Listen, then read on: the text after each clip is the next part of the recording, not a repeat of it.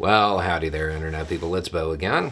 So today we are going to talk about airplanes and runways and Ukraine and Biden and pundits.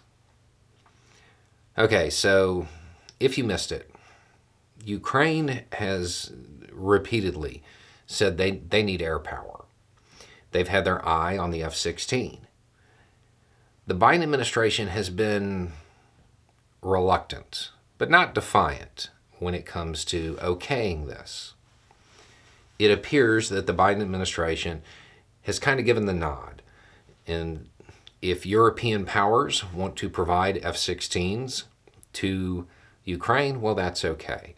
The F-16 is a U.S. design, therefore European powers need U.S. approval to re-export it. And it looks like that approval is forthcoming. It's worth noting that officially, no European country has asked for it. But we'll see how this plays out. Okay, so the next obvious question. If Ukraine gets F-16s, does that mean they're going to get air superiority? No, not necessarily. Will it help? Yeah, it'll help level the playing field. But it doesn't mean they will have air superiority the way the U.S. typically acquires it. But it's definitely not going to hurt. Now that this is becoming more of a realistic possibility that this occurs, you are probably going to hear from commentators. And there's a couple of different things they're going to talk about. The first is, well, it's runways. It is really what it boils down to. And the general idea is that Ukraine just can't handle the F-16 because the F-16 has a giant hole on the front of it that likes to suck everything in.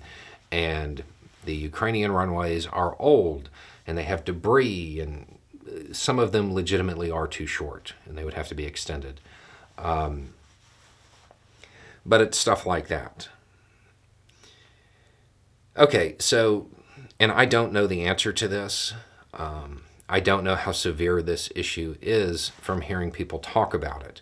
But my question really has to do with whether or not this is a perfect performance issue or it's a real problem. U.S. standards when it comes to stuff like this is really, really high. They're in combat. You know, there's that saying, no combat-ready unit has ever passed inspection and no inspection-ready unit has ever survived combat. Is it a situation where this is how the United States has always done it because of a few incidents, or is it a major issue? And I do not know the answer to that.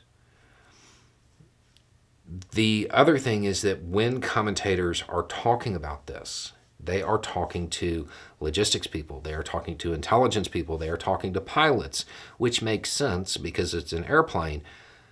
But at the same time, we don't need to hear from a lieutenant colonel who flew an F-16 for 15 years.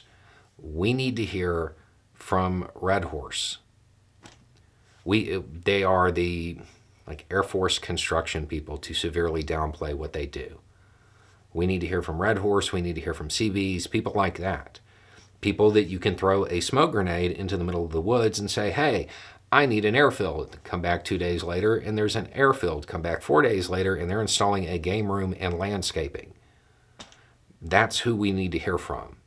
How hard is it to get the runway up to the level it needs to be at? Because if there is one thing the Ukrainian military has demonstrated time and again, is that they're adaptable. Give them the specs, they can probably do it by hand if they need to. I don't know that this is going to be the issue that people are making it out to be.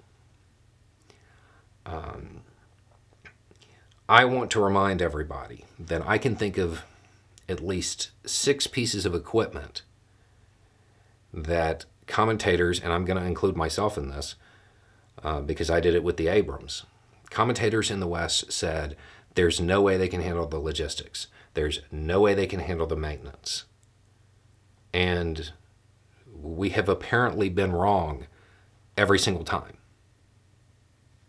They apparently worked out all the issues with the Abrams.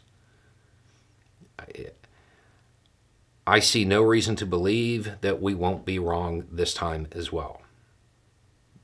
The Ukrainian military has demonstrated time and time again that if you tell them what they have to do, they will figure it out. I don't have any reason to believe that this time will be different.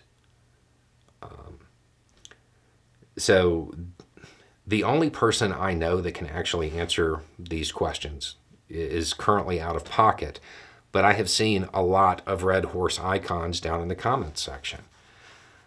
How hard is it to clear the debris from a runway or resurface it if need be? I mean, because that's really what we're talking about here, right? That seems a whole lot easier than managing the logistics train on an Abrams. I'm pretty sure they'll be able to handle it. Anyway, it's just a thought. Y'all have a good day.